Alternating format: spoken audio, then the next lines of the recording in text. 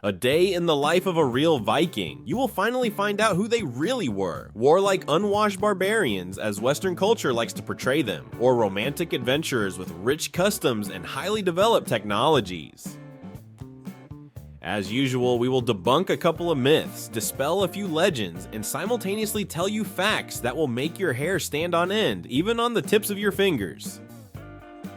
Did you know that the Vikings discovered America 500 years before Columbus? The next few minutes will be even more interesting, so stay tuned. Meet our guest, Gylfi Sigurdsson.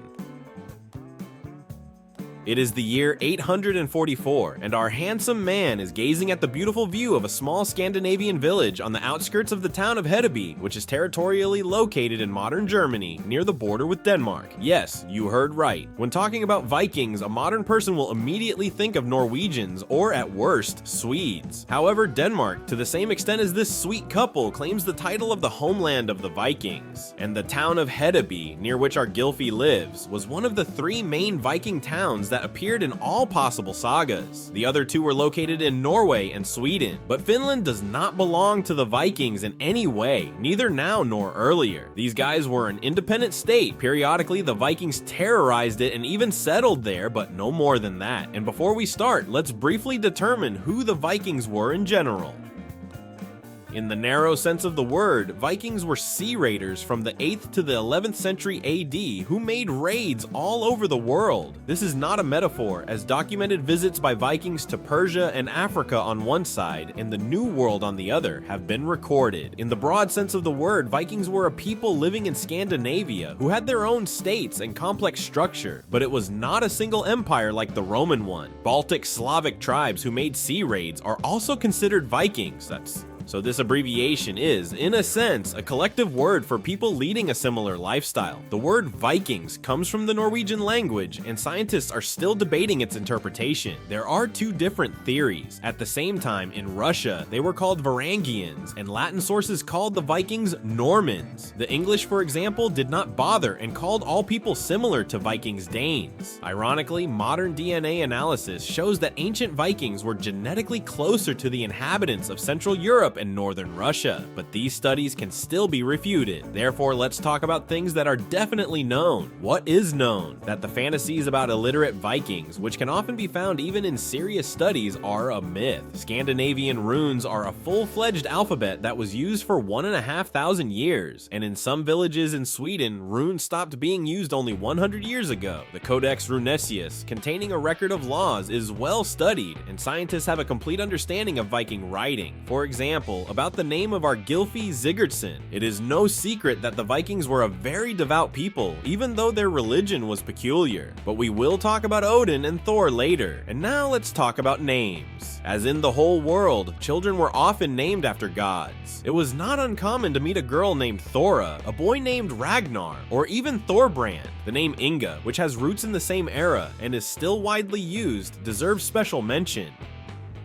Our Gylfi is named after the god of the seas. In the future, he will also be called a mythical Viking king who met Odin himself. The meaning of the surname Sigurdsson is not so epic, it just means that Gylfi's father was named Sigurd. Have you watched Marvel movies? There, Thor's surname is Odinson. The Scandinavians didn't bother much and simply added the ending son to the father's name to get a ready-made surname for the son.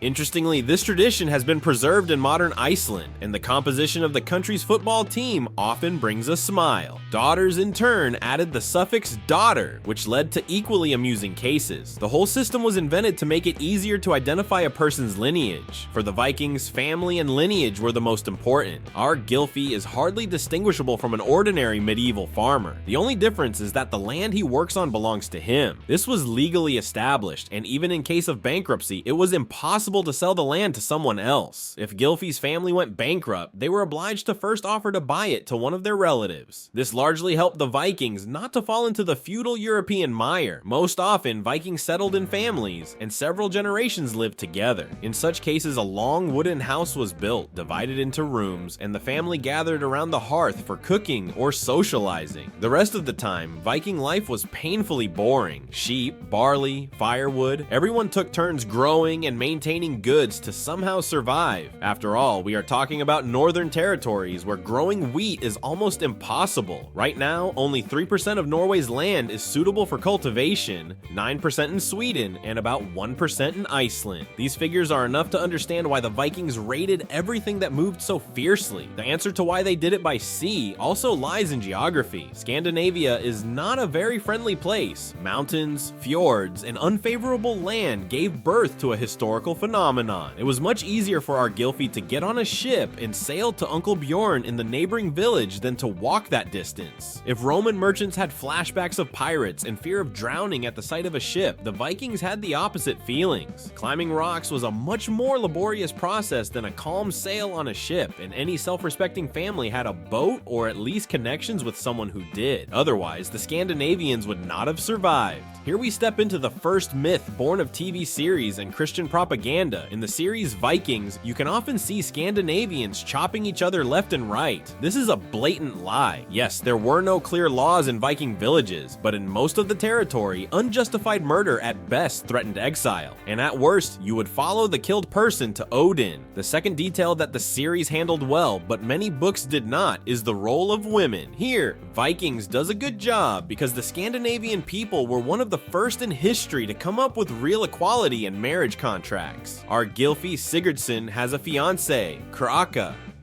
She lives in a neighboring village, and the couple loves each other. But unlike in Europe, the bride was chosen not so much by the husband as by her. No matter how much money the guy had, or from what influential family he came, if the groom did not have an impressive biography of military campaigns and bravery, there would be no wedding. On paper, the Vikings were a patriarchy, and the head of the family made the final decision for the girl. But in fact, no father or older brother would let the girl go without her consent. The reason is simple. A wife for the Vikings is not just a toy. This is a person who will look after the family estate while the husband can spend long months and even years on campaigns, and at the same time raise children to be real warriors. The famous king Ragnar Lodbrok said, "I chose a mother for my sons who passed on her fearlessness."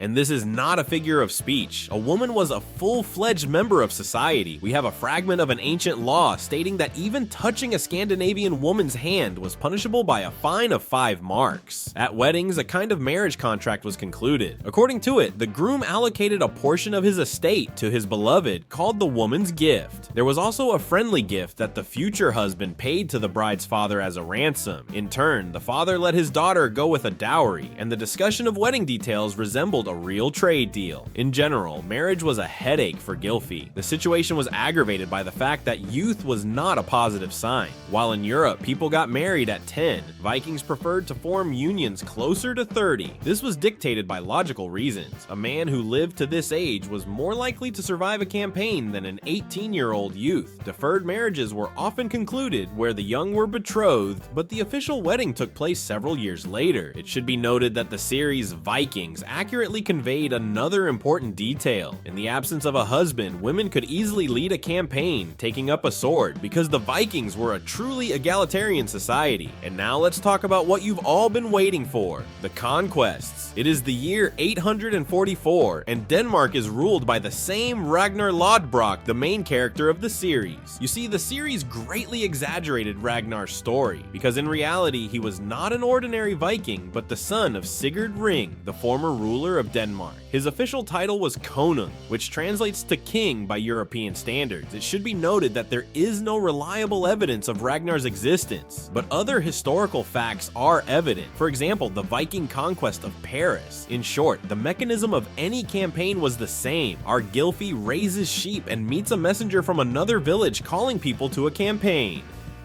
Gylfi, along with other able-bodied villagers, gathers, loads onto a ship, and follows the ruler, and maybe even Gylfi himself if the campaign is small. But in our case, we are talking about a large-scale Viking invasion of France. In those days, it was an ordinary Tuesday. Back in 789, the Vikings attacked the town of Dorset in England, successfully plundering it. In 800, the Vikings mastered the Shetland Islands, and in 844, they plundered the capital of Portugal, Lisbon. Europe got used to such raids, and unfortunately, this is true. Christian propaganda did not slander the Vikings. They really burned entire villages, emptying them to the last grain. In Latin, there was even a common prayer that began with the words, "Save us, Lord, from the wrath of the wild people of the Normans living in the north." And it was recited when Viking ships were seen on the horizon and preparing for battle. There is a theory that we owe the emergence of modern states to the Vikings. After the fall of Rome, chaos reigned in Europe, but in the face of the Scandinavian threat, rulers structured life logistics and village defense precisely to protect themselves from them. But let's go back to 845. Gylfi Sigurdsson, along with a couple of thousand warriors led by Ragnar Lodbrok, is heading to Paris. And before we start, let's dispel a couple of stereotypes. The main one portrays the Vikings as untrainable barbarians behaving like bandits. In about 50% of cases, this was indeed the case, but only in 50. The Vikings were good tacticians, as it is no coincidence that they managed to beat the British, French, and other regular armies. Konung Ragnar even had an entire spy service for reconnaissance, and he introduced the rule among the Vikings not to burn villages but to take ransom. The logic was simple. In this case, in a couple of years, you could return to the same place and earn again using the same scheme. The guys were heading to Paris. We took the events shown in the series as an example for a reason, because the series showed them incorrectly. There, the Vikings staged the fake death of leader Ragnar and, under the guise of a funeral procession, infiltrated Paris. A similar situation actually took place in history, but in this way, the Vikings captured not Paris, but Rome. And the story is more like a joke. It happened after Ragnar's death, and the Vikings were ruled by his son, Bjorn Ironside. Wanting to outshine his father and the capture of Paris, the son decided to conquer the richest city of that time, Rome. Bjorn gathered 62 ships, landed in Italy, and pretended to be dead. His comrades concocted a story that before his death, the Viking leader decided to convert to Christianity. As a result, the funeral procession was allowed into the city, and the living Bjorn jumped out of the coffin, opened the gates from the inside, and the city was captured. What's the joke? The Vikings got it all wrong and captured not Rome, but the Italian city of Luna. As for Paris, it was captured in a more classic way. Old Ragnar was an excellent strategist, and spies brought him the news. France was in the midst of an uprising, and three factions were fighting for power. As a result, the Viking army approaching the city was opposed by scattered French detachments, which were defeated with the help of an elegant tactical maneuver. The Vikings did not even enter the city. The frightened King Charles the Bald preferred to pay Ragnar a fabulous amount of money as ransom. As a result, our Gylfi sailed home on a ship full of gold, and along the way, Ragnar's army burned all the French cities if no ransom was paid. Sometimes the guys staged full-fledged sieges, waiting for the cities to run out of supplies and exhausted warriors to be unable to oppose them. The Scandinavians also liked to attack Christians on holidays when they were resting or at church services. This is how they captured Luna, which we mentioned earlier. So as you understand, the myth of the Vikings' bandit nature is just a myth. Otherwise, they would not have conquered half of Europe. Another common myth is the lack of hygiene among the Vikings. Christian propaganda painted them as unwashed and smelly. Because of this, the popular series is criticized, as the Scandinavians there look like top models. Of course, it wasn't like that. However, the Vikings were friends with hygiene. Our Gylfi even had a special beard comb. They are found in heaps at excavation sites of cities, and the English chronicler of the 13th century named John even envied the Vikings in his notes. According to him, they easily seduced English women because they were neat, combed, and bathed on Saturdays. For medieval Europe, this is real nonsense, as we described the unsanitary conditions on the continent in videos about plague doctors. However, there is a small blooper in the series. Ragnar Lodbrok is shaved like a billiard ball. Real Vikings would have called the guy Ragnar the Bald and laughed at him, as hair was shaved off either for criminals or captured slaves. A Viking should shine with a well-groomed mane. What's ahead for our Gylfi? Ahead of him is a second campaign in France, which was less successful. Half of the army died of dysentery, and they failed to capture Paris again, but colonizing Iceland and Greenland was quite successful. Viking settlements on these lands have documentary evidence. And a little later, in the year 1000, Leif Erikson landed in Newfoundland, which is located in modern-day Canada, having circumnavigated Greenland. The Vikings landed in North America long before Columbus, as evidenced by the saga of Eric the Red. There is still much to tell about the life of our Gylfi. For example, the Vikings adored cats, which were hated by the Inquisitors in Europe. In the Middle Ages, they even burned the furry creatures, while the Scandinavians, on the contrary, cherished and fed them. Also, ordinary workers worshipped Thor more than Odin and did not wear any helmets with horns. Helmets were actually invented in 1876 for a theatrical production, and the Vikings didn't particularly like leather, preferring woolen clothing. Many stereotypes were imposed on the Scandinavians. They had developed crafts and aesthetics along with blacksmithing. There is much more to tell, but unfortunately we won't fit into the standard episode, so if you want to see the second part of the video about Gylfi Sigurdsson's standing, let us know in the comments. Don't forget to like the video and stay tuned. We will be happy to continue, but for now, that's all. See you soon, friends.